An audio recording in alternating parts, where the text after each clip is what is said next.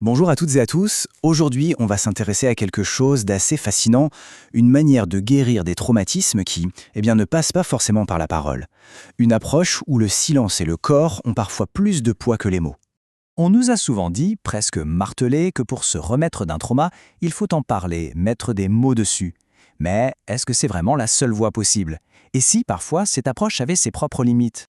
Ça, c'est une idée qui peut surprendre, pas vrai? L'idée, en fait, c'est qu'en racontant encore et encore une histoire traumatisante, on risque de renforcer les connexions neuronales négatives. C'est un peu comme si on creusait toujours le même sillon dans notre cerveau jusqu'à ce qu'il soit impossible d'en sortir.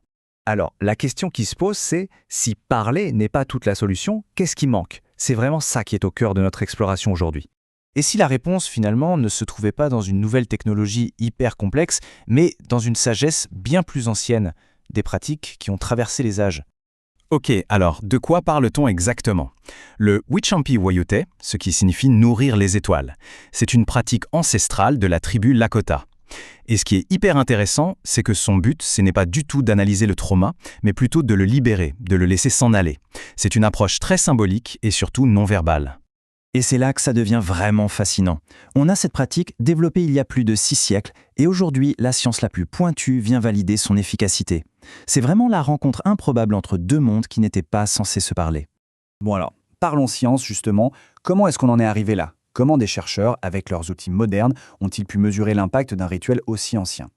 Voilà, on y vient. C'est la question à millions. Concrètement, ça donne quoi cette méthode ancienne quand on la compare à nos thérapies modernes basées sur la parole?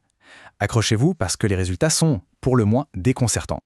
Le chiffre, il est juste énorme. D'après une étude de la prestigieuse université Johns Hopkins, cette méthode serait 6 fois plus efficace. Je répète, 6 fois. On ne parle pas d'une petite amélioration là, on parle d'un véritable changement de perspective. Et ce graphique, il parle de lui-même, non? La différence est juste écrasante. Ça nous pousse à penser que pour certains types de guérison, les approches non verbales ne sont pas juste une alternative, elles pourraient être beaucoup plus puissantes. Ok, 6 fois plus efficace, c'est noté, mais pourquoi? Quel est le mécanisme derrière tout ça? Comment une pratique qui ne passe pas par les mots peut-elle avoir un impact aussi profond? La clé, en fait, elle se trouve dans notre cerveau. Ici, on voit très bien les deux grandes approches. D'un côté, on a la thérapie par la parole, qu'on appelle descendante. On part de la pensée, de l'analyse, pour essayer d'apaiser ce qui se passe en dessous. Et de l'autre, on a des pratiques comme le Wichampi Wuyut qui sont ascendantes.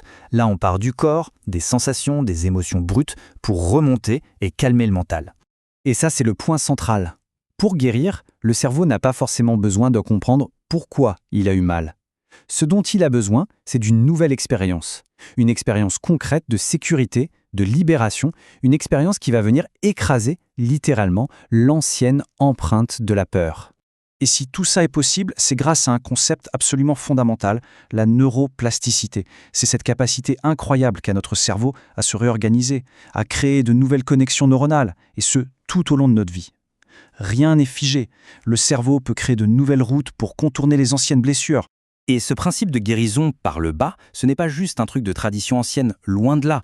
Une technique très moderne comme le neurofeedback par exemple, fonctionne sur une base étonnamment similaire. Le neurofeedback aide le cerveau à s'observer et à s'autoréguler directement sans avoir besoin de passer par l'analyse ou la parole.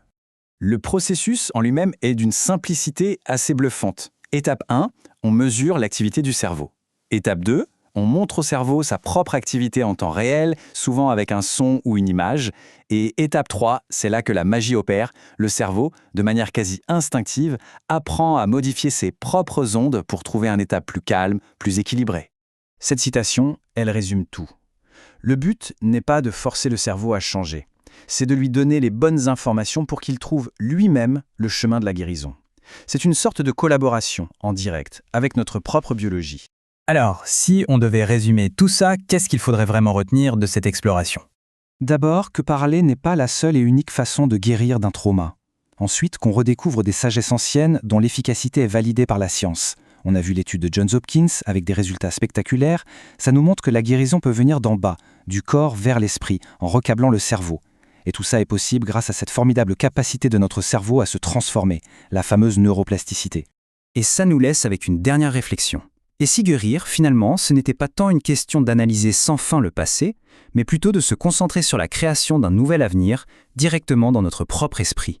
Une pensée sur laquelle je crois il vaut la peine de s'attarder.